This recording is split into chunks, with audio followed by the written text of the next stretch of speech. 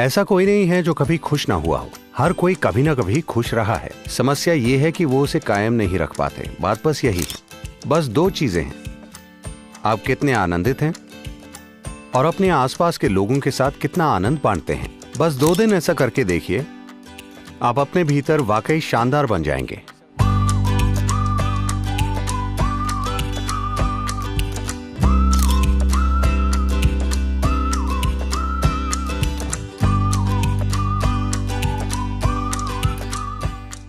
खुशहाली क्या होती है?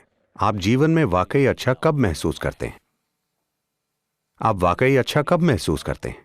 जब आप बहुत खुश होते हैं तो आप अच्छा महसूस करते हैं। चाहे आपके शरीर में बीमारी हो तब भी आप अच्छा महसूस करते हैं। चाहे आपको मेडिकल जांच में बीमार बताया जाए लेकिन आप अभी बहुत खुश हैं तो आप अच्छा महसूस करते हैं, है ना? तो मूल रूप से खुशहाली का मतलब है एक तरह का आनंद, जीवन का उल्लास। खुशी क्या है? हम कह सकते हैं कि खुशी ये या वो है, लेकिन जीवन के स्तर पर खुशी का मतलब है आपकी जीवन ऊर्जाएं ज्यादा उल्लासित हैं सामान्य स्थिति की तुलना में। डिप्रेशन का मतलब है आपकी जीवन ऊर्जाएं बहुत ही मंद और उबाऊ हो गई हैं। खुशी का मतलब आपकी जीवन ऊर्जाएं उल्लास में हैं। खुशी का वर्णन करने के कई तरीके हैं, लेकिन जो खुशी को जानते हैं सिर्फ वही जानते हैं कि खुश होने का मतलब क्या है। ऐसा कोई नहीं है जो कभी खुश ना हुआ हो। हर कोई कभी ना कभी खुश रहा है। समस्या ये है कि वो उसे कायम नहीं रख पाते। बात बस यही है।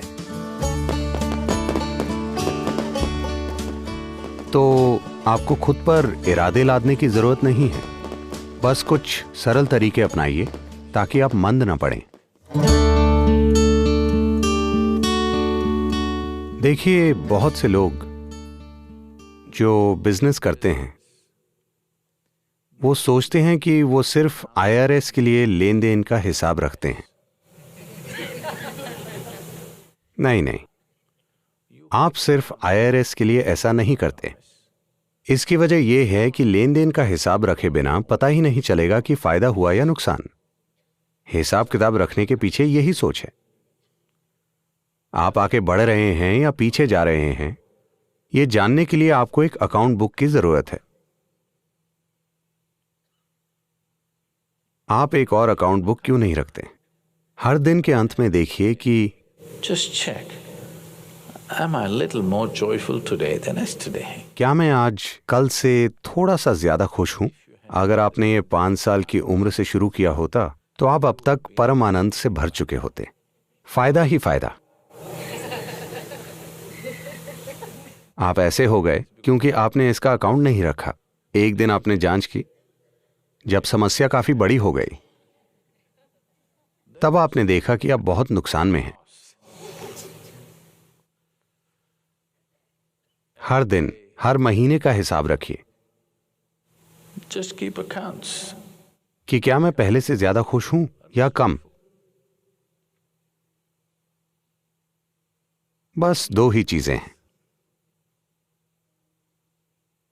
आप कितने आनंदित हैं और अपने आसपास के लोगों को कितना आनंद देते हैं।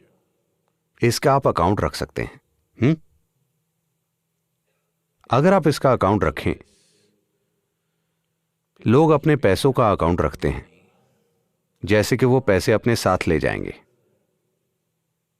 जीवन की असली संपत्ति यह है कि आप कितने आनंदित हैं, आपका जीवन का अनुभव कितना खूबसूरत है।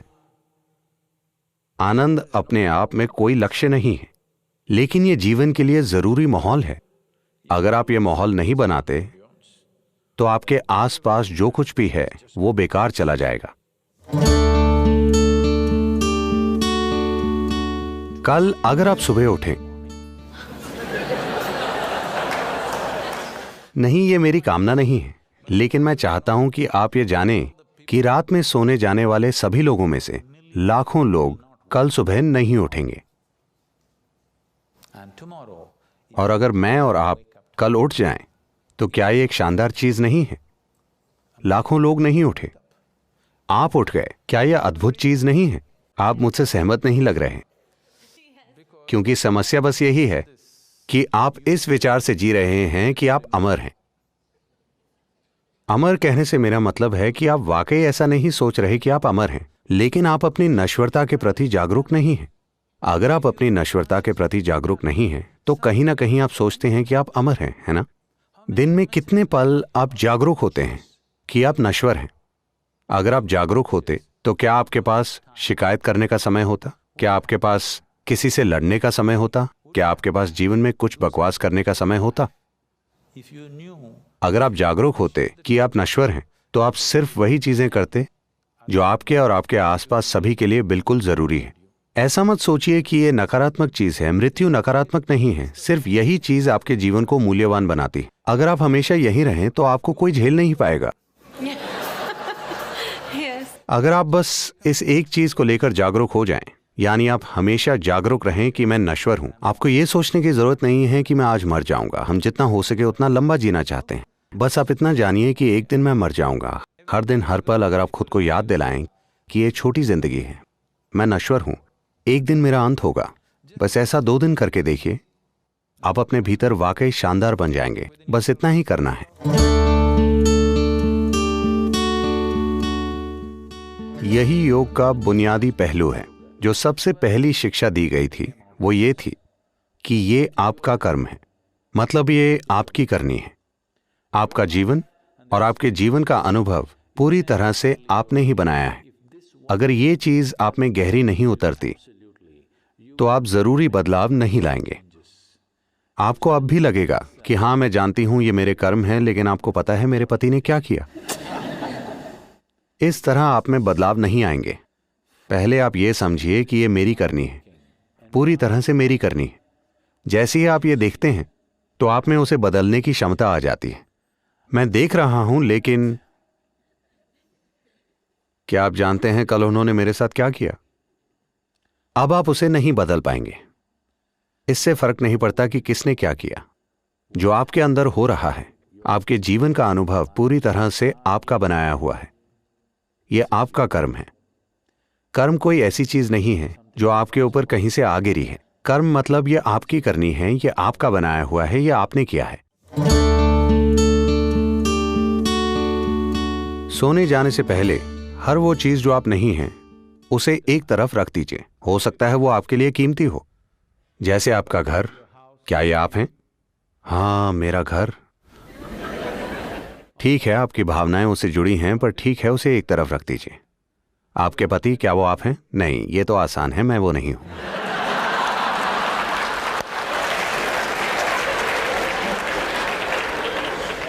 मेरे बच्चे, क्या वो मैं हूं?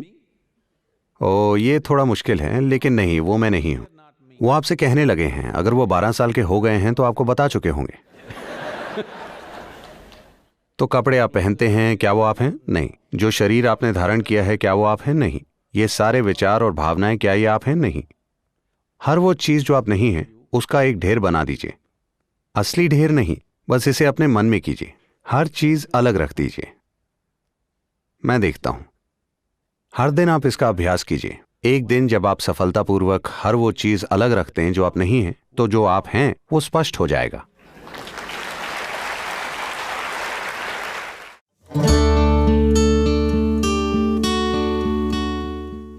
आप जिसे प्रेम कह रहे हैं वो मूल रूप से आपकी भावनाओं की मिठास है। आप यहां बैठकर किसी ऐसे व्यक्ति के लिए प्रेम महसूस कर सकते हैं जो यहां है ही नहीं, तो इसका किसी से कोई लेना देना नहीं है।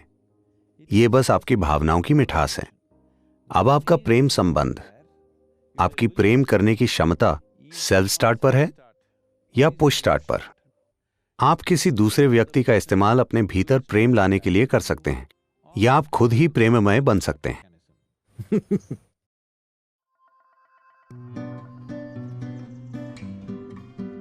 देखिए, किसी इंसान के लिए प्रेम क्यों जरूरी है।